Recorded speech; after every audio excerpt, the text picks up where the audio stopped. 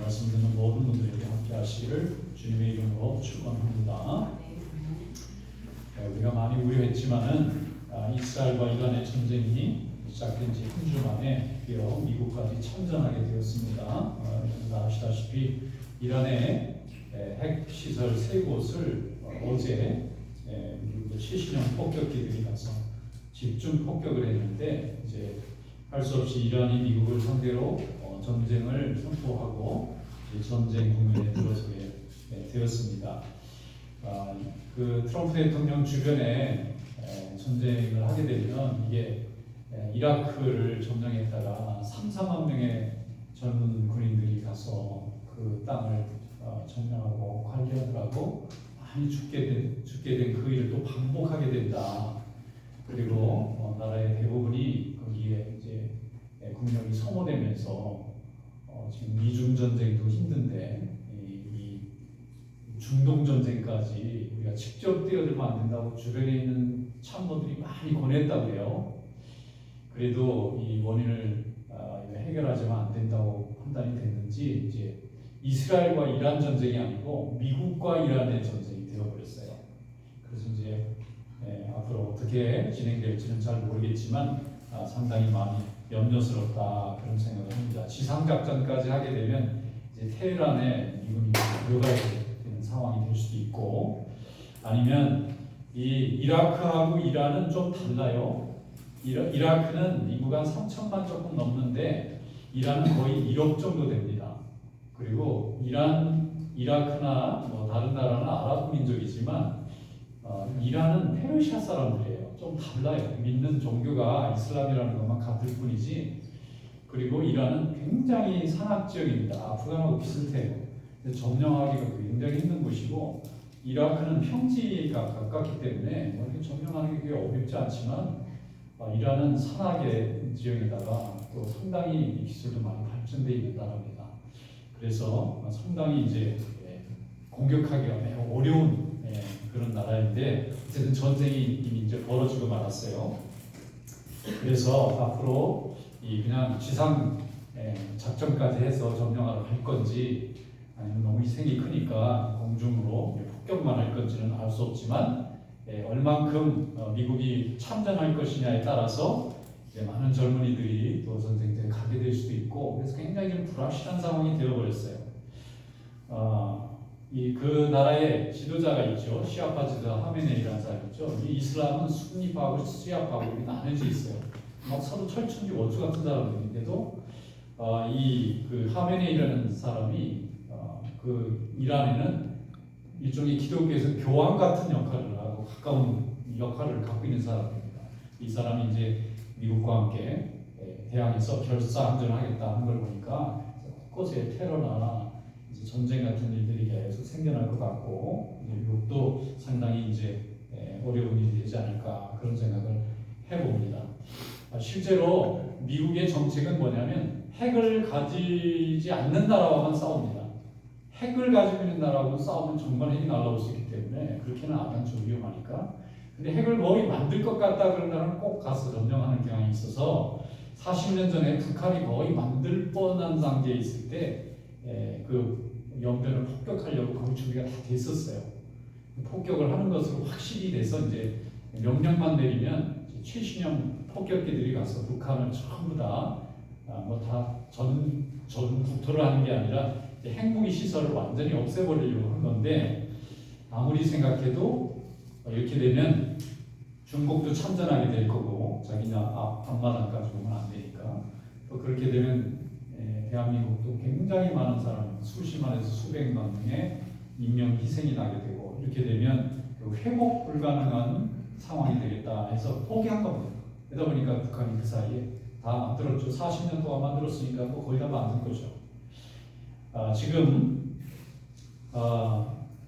여러 나라 전체가 이란 마찬가지고 지금 우크라이나도 그렇고, 또 얼마 전에는 또 인도하고 파키스탄, 이게 핵무기 가진 나라끼리 안 싸우는 건데 이 사람들이 또 뭐 폭격을 하고 싸우기도 하고 이제 미국까지 참전하고, 점점 이 시대가 평화의 시대가 끝나가고 전쟁의 시대가 열리는 것 같은 그런 생각이 들 정도로 불안하고 어렵습니다. 그런데 전쟁이 일어나고 전쟁이 그치고 평화가 돌아오고 또 평화가 회복되는 것도 하나님이 하시는 일인 줄로 믿습니다. 하나님이 다 섭리하시고 다스리시기 때문에 하나님의 자녀들은 평화로운 시절이나 아니면 전쟁의 시대이든지 관계없이 항상 하나님의 뜻에 순종하는 하나님의 자녀로 살아야 될 줄로 믿습니다. 전쟁의 시대에 하나님의 자녀들은 그럼 어떻게 행했느냐 하는 것을 오늘 말씀에 보면은 가나안 전쟁을 앞두고 이스라엘 백성들이 여리고 평지에서 어떤 일을 했는지를 보면 우리로 하여금 하나님께 어떻게 순종해야 되는지 교훈이 될 줄로 믿습니다. 오늘 말씀 가운데 은혜가 있으시기를 주님의 이름으로 축원합니다.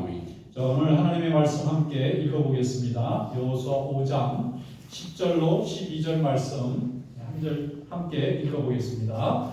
또 이스라엘 자손들이 길갈에 침쳤고 그달 14일 저녁에는 여리고 평지에서 유월절을 지켰으며 유월절 이튿날에 그 땅의 소산물을 먹되 그날에 무교병과 볶은 곡식을 먹었더라.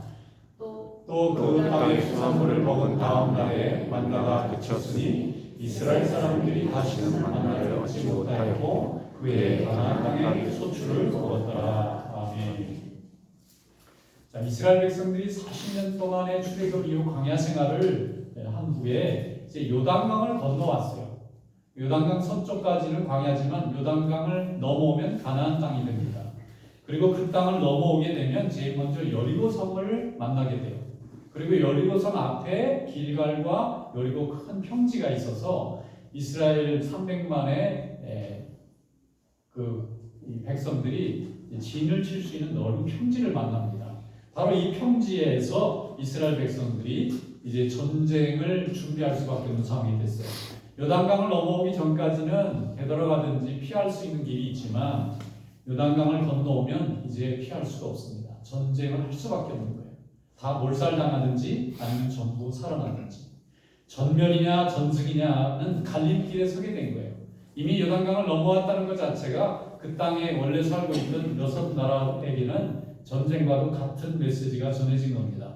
그래서 이스라엘 백성들이 이 전쟁을 피할 거면 넘어오지 말았어야 되고 이 전쟁을 할 거면 요단강을 넘어왔어야 되는데 요단강을 넘어왔어. 그래서 이제 전쟁은 피할 거리가 없어요. 이미 선전포고가 된 겁니다. 이스라엘 백성들이 이 전쟁의 때에 하나님이 그동안 동행해 주셨지만 전쟁이라는 것은 너무나 무서운 일이잖아요. 그리고 이전에 광야에 거쳐왔던 여러 민족들과도 크고 작은 전투가 있었지만 이 가나안 땅에 오랫동안 터잡고 있는 이 가나안 백성과 이들의 나라와 싸우는 것은 그동안 했던 싸움하고는 비교할 수 없는 수준의 큰 싸움이 되는 것입니다. 그러니까 이스라엘 백성들도 다 불안한 거예요. 이 싸움에서 정말 이길 수 있을지, 정말 우리가 한 절반 정도는 희생을 당하고 그 나머지만 생존하게 될지 예측이 안 되는 거예요. 상대방의 전세가 얼마나 강한지 알 길도 없습니다. 그래서 이 사람들이 모두 다 그때부터 불안하고 걱정이 되고 염려가 되니까 하나님만 바라보는 거예요. 그들이 늘 해왔던 믿음의 훈련대로 또 살아왔던 방식대로 어려울 때는 하나님 앞에 엎드리는 이 방법을 선택하게 됩니다. 세 가지 방법을 그들이 이곳에서 행하게 되었는데 오늘 이 세 가지가 위기 가운데서 어떤 경우에도 하나님 앞에 승리하는 믿음이 될 수 있기를 주님의 이름으로 축원합니다. 그 첫 번째는 뭐냐면 오늘 말씀 앞절에 보면 나오는데 그들이 할례를 합니다. 여러분, 할례라는 것은 남자들이 포피를 베어서 하나님의 자녀라는 것은 몸에 흔적에 남기는 건데 이 할례라는 게 서컴시션이라고 하는 것은 이게 뭐냐면은 3일 정도는 꼼짝달싹할 수가 없어요. 근데 이스라엘 모든 남자들, 특히 전쟁에 나가서 싸워야 될 남자들을 하나님께서 여호수아에게 명령해서 모두 한 날 한시에 다 할례를 행하라는 거예요. 지금 요단강 넘어오기 전에 했으면 차라리 낫겠는데 그것도 아니고 지금 전투를 바로 앞두고 앞에는 지금 여리고의 군대가 기다리고 있고 지금 그것을 앞에 서 있는 이 군인들 전체를 할례를 행한다는 것은 3일 동안 완전 무방비 상태가 된다는 걸 말하는 거예요. 그때 적군이 쳐들어오면 다 전멸당합니다. 누가 막아줄 수가 없어요. 가장 고통이 극심할 정도가 한 3일 정도 됐을 때 견딜 수 없는 고통이 오고 아무것도 할 수가 없는 무기력한 상태가 되는데 적군을 앞에 두고 할례를 행한다는 건 좀 무모하고 위험한 일이 없어요. 그런데 하나님이 하라 하시니까 하는 겁니다. 그 할례는 지금으로 말하면 세례 같은 거죠. 구약의 세례라면 할례라고 볼 수가 있는데 왜 하나님께서는 적군 앞에서 할례를 하게 하셨을까? 하나님한테 맡기라는 거죠. 내 실력과 내 방어 능력으로 충분히 지금 있는 적을 막을 수는 있으나 막는 것만으로는 전쟁에서 이긴다는 보장이 없어요. 근데 하나님이 행하라고 하셨다면 하나님이 지켜주실 것까지 믿는 겁니다. 내 몸을 하나님 앞에 드립니다. 내 생명을 하나님 앞에 드립니다 하는 것이 우리가 세례의 의미고 할례의 의미 아니겠어요? 그런데 이 이스라엘 백성들에게 적군을 앞에 두고 할례를 행하라는 것은 내 전투력을 완전히 포기하고 방어를 완전히 내려놓고 그때 적이 기습하면 전멸할 각오를 하고 하나님 앞에 몸으로 예배를 드리는 거예요. 그런데 이스라엘 백성이 순종합니다. 누구 하나도 여호수아에게 아니 지금 무슨 말씀입니까 사령관님, 적군이 바로 눈앞에 있는데 우리가 전부 다 무장해제가 되는 이 위험한 일을 다른 때도 아니고 지금 하필 하면 우리가 다 전멸당하면 어떡합니까? 이거는 너무 무모한 짓입니다 해서는 안 됩니다고 반대할 뻔한데도 아무도 반대하는 사람이 없어요. 왜냐하면 그때 잠시 적군의 공격을 피한다 한들 하나님이 함께 해주시지 않으면 앞으로 가든 뒤로 가든 물러나든 결국 다 전멸할 수밖에 없는 거예요. 적이 그냥 둘 리가 없습니다. 그래서 그들이 하나님 앞에 맡깁니다. 할례가 행해져서 그게 몸이 회복되는 3일 동안 적군이 쳐들어와서 우리가 다 전멸당할지라도 하나님 앞에 우리의 몸과 마음을 거룩하게 우리의 죄된 과거를 거룩하게 해서 모두 다 베어버리고 없애버리고 또 속죄하기 전에는 이 전쟁에서 우리는 이길 수 없다고 하는 것을 그들이 고백했어요. 그래서 할례를 동의합니다. 그리고 모두 할례를 받았어요. 하나님 앞에 전쟁은 하나님 앞에 달린 것입니다는 고백을 말로 한 게 아니고요.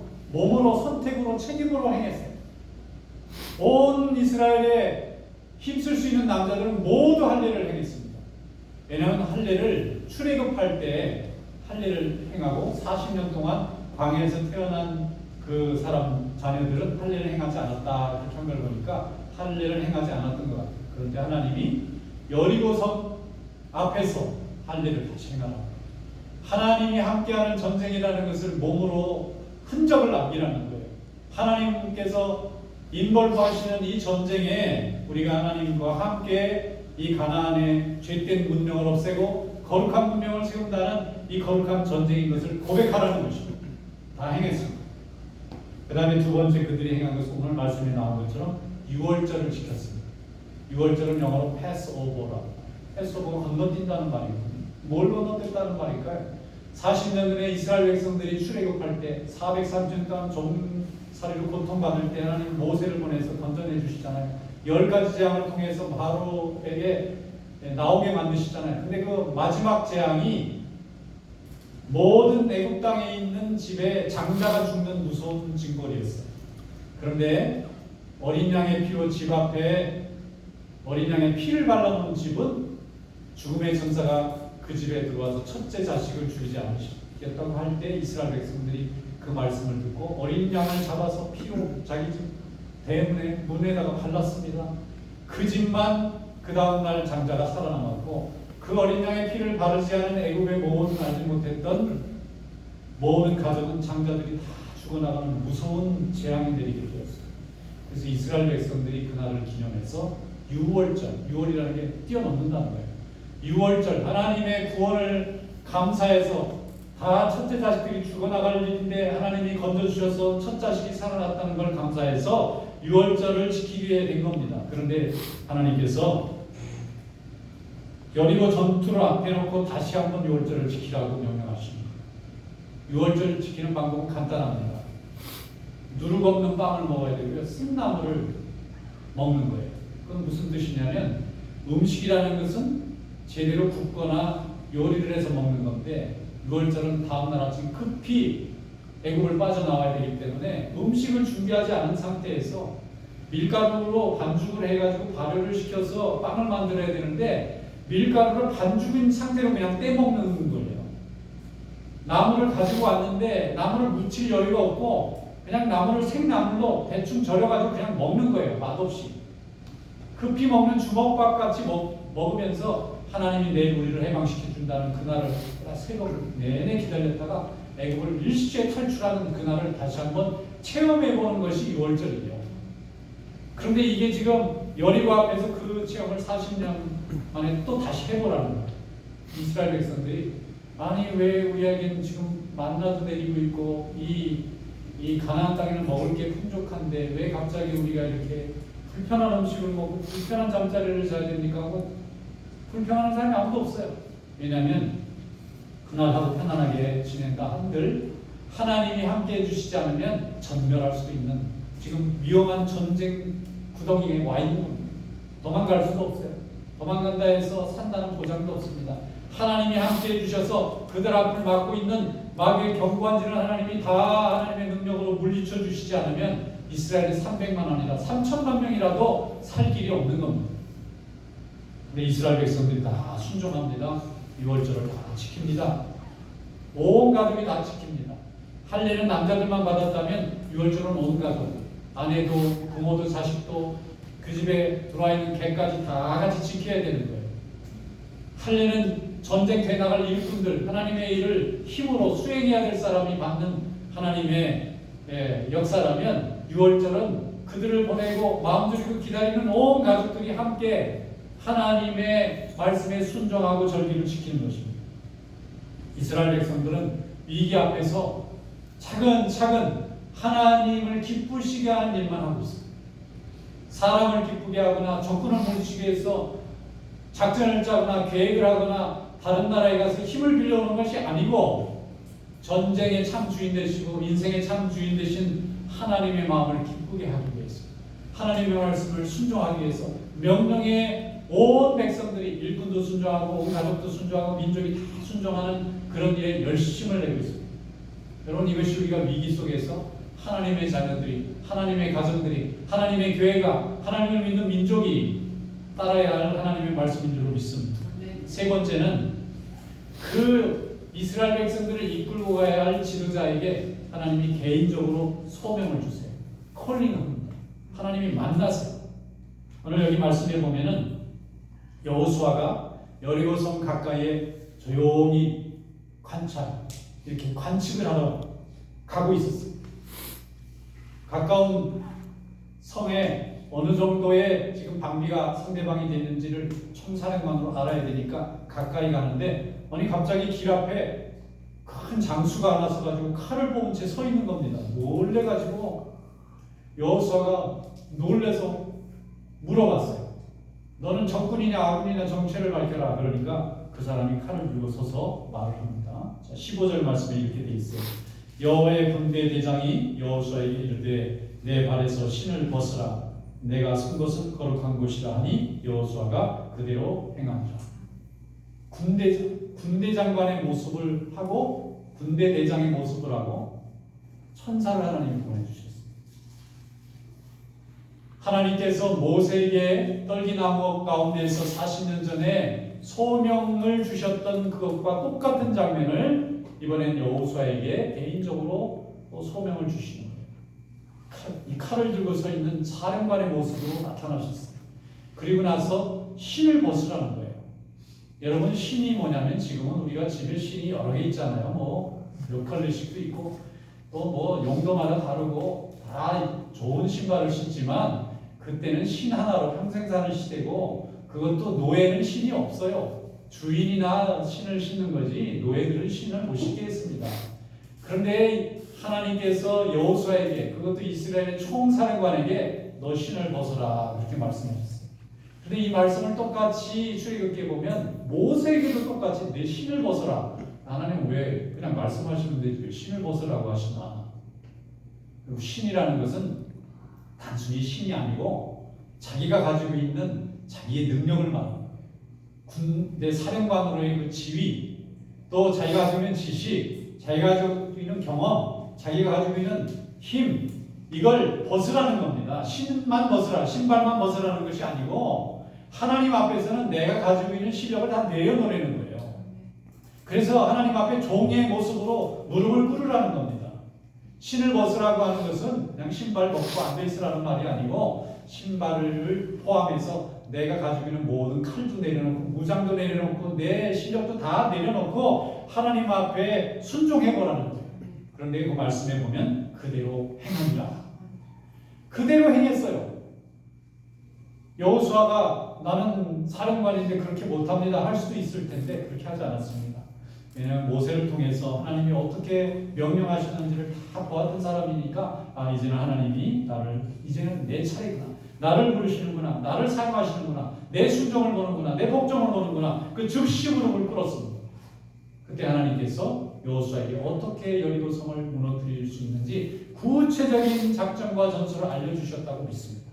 성경은 그 뒤에 자세하게 설명하지 않지만 충분히 그렇게 우리는 묵상하고 추측해 볼 수가 있어요. 그래서 이스라엘 백성은 그때로부터 하나님이 함께 하십니다. 남자들은 전쟁에 나가는 남자들은 할례 받았죠. 전쟁에 남자들을 보낸 가족들은 모두 다 유월절 지켰죠. 그들을 이끌고 가야 할 여호수아는 하나님 말씀 앞에 신발을 벗었죠. 이 모든 것이 다 하나님 앞에서 칭찬받을 일을 한 거예요. 하나님 앞에 온전히 매달렸습니다. 그리고 나서 여리고 성을 무너뜨렸고 그들은 7년 동안 가나안의 모든 전쟁을 승리로 이끌고 하나님의 이름으로 거룩한 나라를 그 땅에 세우는 데 성공하게 된 줄로 믿습니다. 여러분, 하나님 앞에 우리의 계획과 생각을 내려놓고 특히 어려울 때나 위험할 때나 전쟁의 때나 위기의 때나 우리는 하나님 앞에 여호수아와 이스라엘 백성들이 신발을 벗고 하나님 앞에 유월절을 지키고 할례를 행한 것을 기억하시기를 축원합니다. 하나님 앞에 하나님이 가르치는 거룩한 방법으로 우리를 새롭게 하고 어렵고 위기가 올수록 우리는 더욱 열심으로 기도하고 예배드리고 세례받고 헌신하고 순종하고 회개하고 하나님 앞에 나와서 주님께 영광 돌리는 성도들이 될 수 있기를 주님의 이름으로 축원합니다. 이것이 전쟁이라 할지라도 우리를 지키는 길이고 우리가 승리하는 길이고 우리가 구원받는 길인 줄로 믿습니다. 전쟁은 힘으로 하는 것 같지만 하나님의 능력으로 하는 것입니다. 누가 더 하나님 앞에서 의로웠고 누가 더 하나님 앞에 거룩했느냐, 누가 더 하나님의 거룩하신 뜻을 순종하고 행하기를 원했느냐에 따라서 주님께서 우리를 승리하게도 하시고 패하게도 하시는 줄로 믿습니다. 그래서 우리 성도들은 힘이 있어요. 어떤 힘이냐면 세상을 거룩한 우리의 행실과 우리의 삶의 내용으로 변화시키고 새롭게 할 힘이 우리 성도들에게는 하나님으로부터 부여받은 줄로 믿습니다. 우리가 하는 기도, 우리가 하는 예배, 우리가 하는 헌신, 우리가 하는 선교, 우리가 하는 고백이 아무 의미가 없는 것이 아니라 세상을 하나님의 뜻으로 변화시키고 우리 자신을 강건하게 하고 사람들의 마음을 움직이는 하나님의 힘이고 무기인 줄로 믿습니다.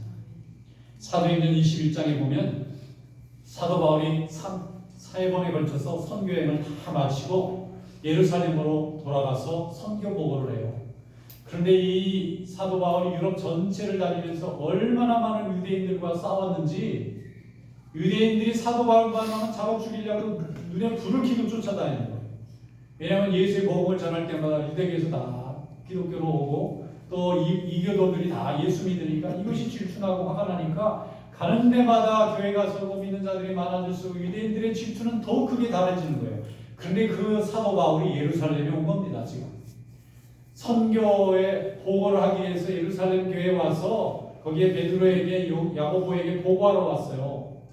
이 소식이 유대인들에게도 전해지지 않았겠습니까? 유대인들이 잘됐다. 저 원수가 우리의 홈그라운드에 드디어 들어왔구나. 이참에 우리는 저가 죽여야 된다. 저가 다시는 예수의 이름으로 선교하지 못하도록 그를 반드시 여기서 없애야 된다고 전부 들고 일어나는 거예요. 그 위기를 알면서도 사도 바울이 예루살렘으로 간 겁니다. 가이사라를 거쳐서 그 다음에 예루살렘까지 가야 되는데 가이사라에서 지도자들이 결사적으로 막아요. 사도 바울 선생님께서 예루살렘에 도착하면 유대인들이 기다렸다가 반드시 잡아 죽일 겁니다. 지금은 때가 좋지 않습니다. 나중에 가야 됩니다. 사도 바울이 아니라는 거예요. 하나님의 뜻은 지금 가라고 말씀하시니까 가야 되겠다는 거예요. 그리고 이 이방인들 교회를 예루살렘에 있는 유대인 교회와 서로 화해를 시켜서 함께 합력하여 복음을 세계로 전하려면 내가 지금 가지 않고 어물어물하고 있으면 이방인 교회와 유대인 교회가 형제 교회라는 것을 서로 확인할 수 있는 기회를 놓치게 된다. 지금 꼭 가야 됩니다. 갑니다. 아니나 다를까 유대인들이 기다리고 있어요. 예루살렘에 온 유대인들이 사도 바울이 예루살렘에 들어오기만 기다리고 있는 거예요. 제일 먼저 도착하자마자 사도 바울이 성전에 가서 결례를 행합니다. 지금 적들이 자기를 죽이려고 하는 걸 알면서 이 사도 바울이 할 수 있는 게 아무것도 없어요. 그렇다고 그들을 설득할 수도 없고, 내가 예수를 이제부터 안전하겠다고 뭐 거래를 할 수도 없고, 그러니까 하나님 앞에 가서 머리를 깎고 하나님 앞에 기도하고 금식하고 성전에서 결례라고 하는 것을 행합니다. 이 결례를 하면 금식하고 머리를 깎고 하나님 앞에 죄인처럼 자기를 거룩하게 하는 예식을 행하는 거예요. 그리고 나서 유대인들 앞에 왔는데 아니나 다를까 유대인들이 그를 잡아서 죽이려고 돌로 치고 난리가 납니다. 그런데 그 광경을 바라보고 있던 거기 주둔에 있던 로마의 백부장이 이게 무슨 일이냐? 왜 사람들이 저 한 사람을 저렇게 돌로 때려서 죽이려고 하지? 뭔가 문제가 있나 보다. 이러다가 소리가 나면 어떡하지? 전군 다 나를 따라 나와라. 그래가지고 그 사람을 싸움을 죽이지 못하게 해가지고 자기 영지로 데리고 들어가는 바람에 사도 바울이 죽기 직전에 살아나. 그리고 나서 3년 동안 여기저기 끌려다니면서 재판받고 나중에는 로마까지 가게 되는데, 로마에 가서 풀려나서 스페인까지 복음을 전할 수 있도록 하나님이 그에게 길을 열어주신 줄 믿습니다. 그는 죽을 뻔했지만 하나님 앞에 끝까지 경건한 모습으로 서게 하시니까 하나님이 그를 축복하셔서 땅끝까지 복음을 전하는 하나님의 일꾼으로 사용해 주신 줄로 믿습니다. 가이사라 빌립보에 끌려가기 전에 이스라엘의 그 예루살렘에서 감옥에 갇혀 있을 때 하나님께서 사도 바울에게 이렇게 말씀하셨어요. 사도행전 23장 11절에 그날 밤에 주께서 바울 곁에 서서 이르시되 담대하라, 내가 예루살렘에서 나이를 전에 증거했던 것 같이 로마에서도 증언하리라 하리라 말씀하셨어요. 우리가 진정 사는 길은 사람을 설득하고 우리의 힘을 기르고 다른 힘을 빌려오는 게 아니고요, 하나님 앞에 기도하는 것입니다. 우리 자신을 거룩하게 주님 앞에 내어드리는 겁니다. 그럼 하나님이 받으시고 하나님이 열어주실 줄로 믿습니다. 살려주실 줄로 믿습니다. 주님께서 세워주실 줄로 믿습니다. 남북전쟁이 이 땅에서 벌어졌잖아요. 그런데 링컨이 날마다 하나님 앞에 기도했다는 거예요. 그리고 자기가 모시는 목사님한테, 목사님 제가 정말 날마다 불안하고 근심이 됩니다. 저를 위해서 기도해 주세요. 전쟁이 끝날 때까지 열심히 기도했어요. 기도하는 그 제목이 뭐냐면 하나님 제게 주신 사명을 완성할 수 있게 해주세요. 남북전쟁이 북군의 승리로 끝났습니다. 링컨이 승리했어요. 그리고 전쟁 끝나는 그날에 암살됐어요. 그런데 암살됐지만 그의 기도는 하나님이 받으셔서 노예가 해방됐습니다. 그로 인해서 미국이 크게 부강해졌어요. 이게 6월 16일이 엊그제 지났잖아요. 준 텐스라는 날이 2년 전에 조 바이든 대통령이 미국의 11번째 연방 공휴일로 정했어요. 그날이 뭐 하는 날인 줄 압니까? 이맨시페이션, 노예 해방을 기념합니다. 그의 뜻대로 이루어져서 그동안은 텍사스에서만 지켰어요. 텍사스가 뭐 그런 전통이 있어요. 흑인들 너무 차별하지 않게 주 공휴일을 정했는데 이게 전체 국가 공휴일로 바이든 대통령이 선포해서 지금은 공휴일입니다. 6월 19일이 공휴일이에요. 국가 공휴일이에요. 이 독립기념일 같이. 독립기념일은 영국에서 해방됐다면 이 모든 차별로부터 해방된 날은 준틴스라는 6월 19일을 정해자. 이래가지고 다 쉽니다. 그때는. 그래서 링컨이 하나님 앞에 기도했더니 하나님이 그의 기도를 받아주셔서 오늘 하나님의 뜻대로 하나님이 세워주신 줄로 믿습니다. 하나님 앞에 기도하는 성도들 되시기를 축원합니다. 위기의 때에, 전쟁의 때에 우리는 하나님의 음성을 더욱 열심히 듣고 하나님의 뜻에 합당한 삶을 살아가는 주님께 영광 돌리는 성도들이 될 수 있기를 주님의 이름으로 축원합니다. 기도만이 살 길입니다. 예배만이 축복의 길입니다. 하나님과 날마다 동행하는 성도 되시기를 축원합니다. 시편 115편 11절에 말씀하기를 여호와를 경외하는 자들아 너희는 여호와를 의지하여라. 그는 너희의 도움이시오 너희의 방패시로다. 이 말씀 여러분들에게 승리의 말씀이 될 수 있기를 주님의 이름으로 축원합니다. 기도하겠습니다.